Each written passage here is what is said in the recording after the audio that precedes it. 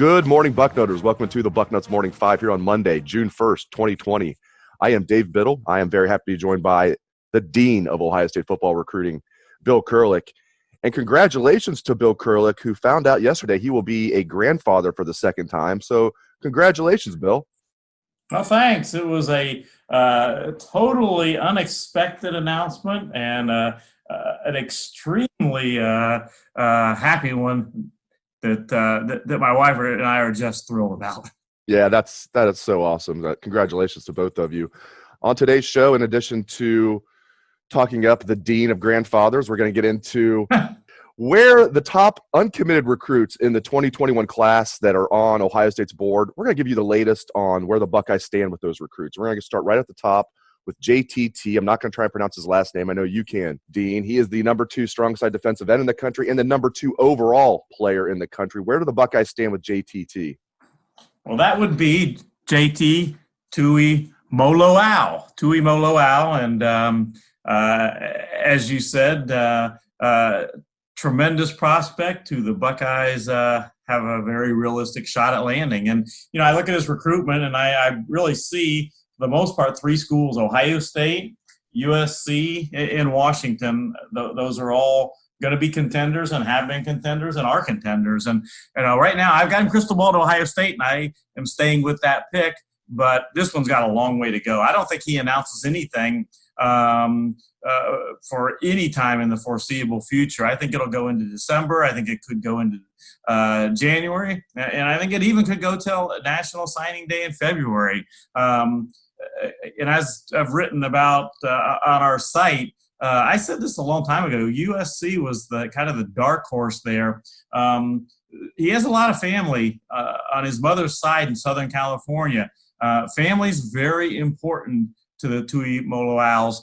Obviously, there's family there in Washington. So that's 2 things Ohio State is battling there, the family end of things. But they have Larry Johnson, and they have the Ohio State program and Ryan Day. And, JT and his dad, they watch the NFL draft. They know what Larry Johnson can do for him. And that's something really big in Ohio State's favor. Let's stay in the state of Washington. Emeka Egbuka, number 1 wide receiver in the country, number 8 overall prospect in the country. Where do the Buckeyes stand with him? Well, again, there's several schools involved, and again, I think this is going to go for a while. As I've mentioned, there's going to be some twists and turns because schools are coming at him hard. Oklahoma, first and foremost in my mind, they're one of the 4 schools that he has narrowed things down to. And again, I like where Ohio State stands.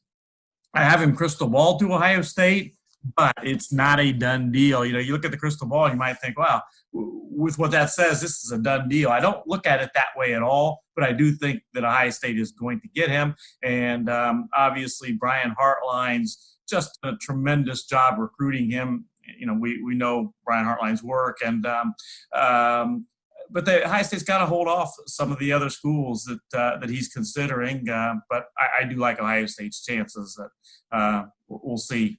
Now let's move to a couple of offensive linemen here. First up, J.C. Latham, number 5 offensive tackle in the country, number 17 overall prospect in the country. Where do the Buckeyes stand with J.C. Latham, Dean? Well, if you saw my story over the weekend, I counted down my 11 top prospects for Ohio State to land in order of importance. And there are so many great players on that list. And I had J.C. Latham number 1. He's that good. He's the number 3 prospect in the country overall in the 247 Sports rankings, and he's a guy that's been an Ohio State target for a long time. He switched from the defensive line to offense just prior to his junior season. Results were spectacular.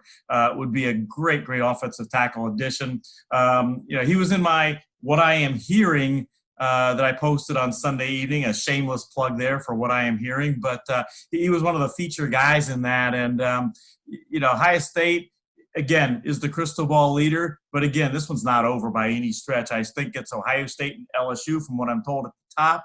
But there are some other schools involved, of course, Alabama, Oklahoma.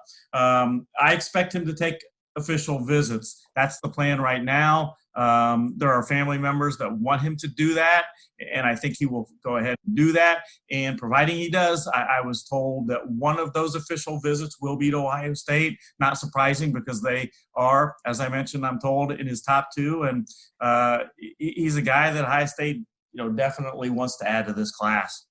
Just so nobody is confused out there listening to the show, I am referencing the 24/7 Sports composite rankings. As Bill mentioned, J.C. Latham. We also have the 24/7 Sports in-house rankings. J.C. Latham, much higher in that than he is the composite, although 17 in the country is not bad in the composite. For those that don't know, the 24/7 Sports composite takes the 24/7 Sports rankings, takes the rankings from ESPN, and takes the rankings from Rivals and compiles them together. So there you go. All right, next up, another offensive lineman, Rocco Spindler, ranked as the number 2 offensive guard in the country according to the composite, and the number 44 overall player in the country according to the composite. Where do the Buckeyes stand with Rocco Spindler, Bill? That was going to be a tough one to get, but I don't rule Ohio State out simply because Rocco right now is saying he's going to take all 5 official visits. And if you follow things on Bucknuts and on 247 Sports, we've been really on top of this. Tom Loy in particular has done a great job of interviewing Rocco in person, and we've had those on Bucknuts.com. Excuse me, Rocco is planning to take his 5 official visits, and they would be Notre Dame, they would be Michigan, they would be Ohio State, Penn State, and LSU. Right now I have him crystal ball to Notre Dame, but just barely over Michigan.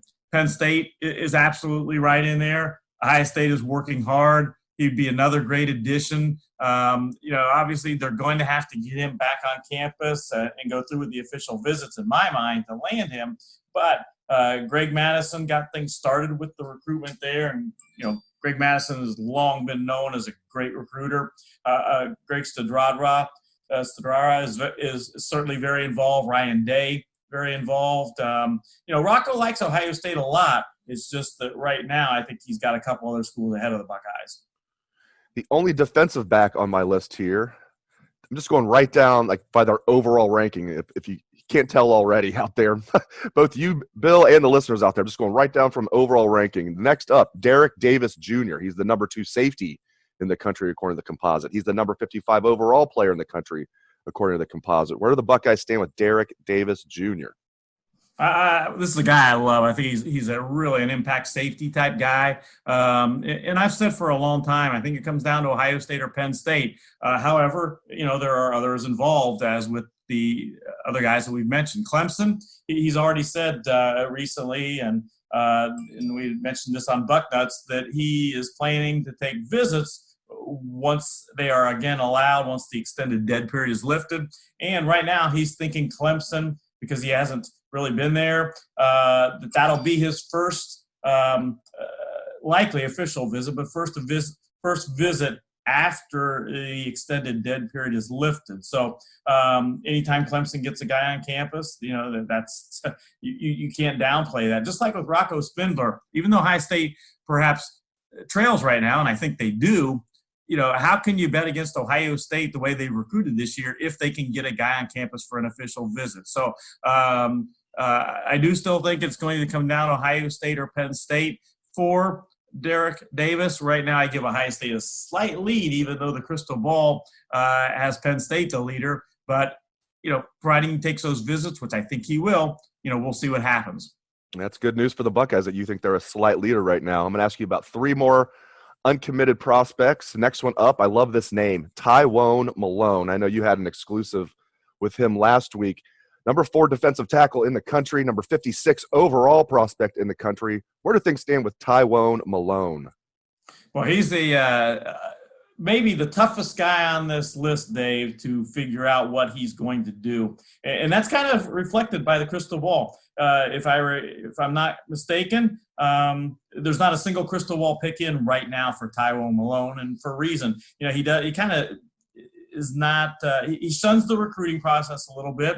Not that he's not a nice kid and everything, he is, but he just doesn't like to get too involved with the recruiting process and talking about it and all. So a little bit hard to get a great read on him. I think Ohio State is in his top 3, and with Larry Johnson being the guy recruiting him, hard to bet against the Buckeyes, but it's really hard to say, which way he's going to go right now, to be honest. I also might add that he's going to be, if he does play some college baseball too, which he's interested in, he's going to be one of the biggest first basemen you're ever going to see at 10 pounds. He'll make Frank Thomas look small. The big hurt 2.0, Tywone Malone. Hey, we need help at baseball too, man. We need a lot of help. We need more help with baseball than we do football at Ohio State. So he can play baseball for the Buckeyes. All right, number 7 on the list here, Jagger Burton, number 10 offensive tackle in the country, number 160 overall prospect, kid out of Lexington. Does Kentucky lead? Where do the Buckeyes stand with Jagger Burton? Well, Ohio State fans kind of wonder when I say that he could easily end up at Kentucky over what I think are his other top 2 schools, Ohio State and Alabama. But you got to understand, Jagger Burton lives in Lexington, and he loves Lexington. It's his home. He likes it there. Kentucky, is not on the same plane as Ohio State when it comes to college football year in and year out, nor Alabama for that matter. But Kentucky has had some success, and Coach Stoops has done a good job. They're recruiting him, obviously, as hard as can be to keep him at home. Vince Morrow's a great recruiter from Kentucky. So this one is really up in the air right now. I have Kentucky as the leader. I have basically a tie between Ohio State and Alabama next behind Kentucky. Jager is planning to announce his decision August 24th. That's his birthday. But he tells me that if he's not 100% sure at that point, then he'll wait. We don't know what's going to happen with visits at this point. He has wanted to get back to Ohio State.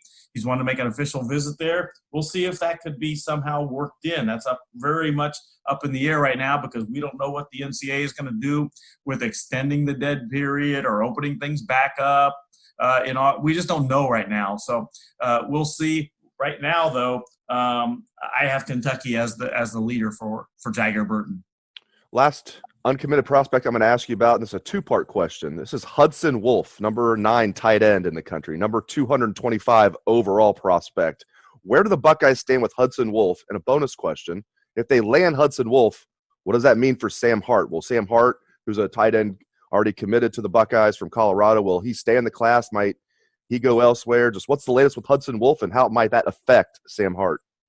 Ohio State absolutely wants 2 tight ends in this class, and I've said and written about that for a long time. They want 2 tight ends in this class, and I can absolutely guarantee that an addition of Hudson Wolf to the class would not scare Sam Hart away one bit. One of my items in my column at one point was that not only would it not scare Sam Hart away, Sam Hart is helping to recruit Hudson Wolf. They did a Zoom call with Hudson Wolf, the Ohio State staff, and not only on the call were the Ohio State staffers and Hudson Wolf, but on that Zoom call were helping to recruit him, none other than Sam Hart and quarterback commitment Kyle McCord. Those 2 guys are working hard to get, as well as some other Ohio State commitments, to get Hudson Wolf in this class. And don't worry about the ranking. Hudson's ranking might not be quite as high as some of the other guys on this list. Ohio State loves that kid, and they really would like to add him to the class. As I've mentioned in some of my columns, he is a perfect tight end prospect for Ohio State Ryan Day's offense. So getting him in the class would be really big. Right now, I've got Ohio State as the slight leader, but 2 other schools to very much keep in mind. Tennessee is having a great recruiting season. They're doing a great job. Coach Pruitt there, great strides. And Hudson Wolf is noticing that and is certainly interested in Tennessee. They're a strong contender as well. Alabama is the other strong contender in my mind at this point. And again, he's a kid that has said he wants to get back to schools. He wants to take official visits, but the extended dead period, has made it tough on what these kids, are going to be able to do. So we'll see what happens. But those are the 3 schools. And right now I give Ohio State a very slight edge.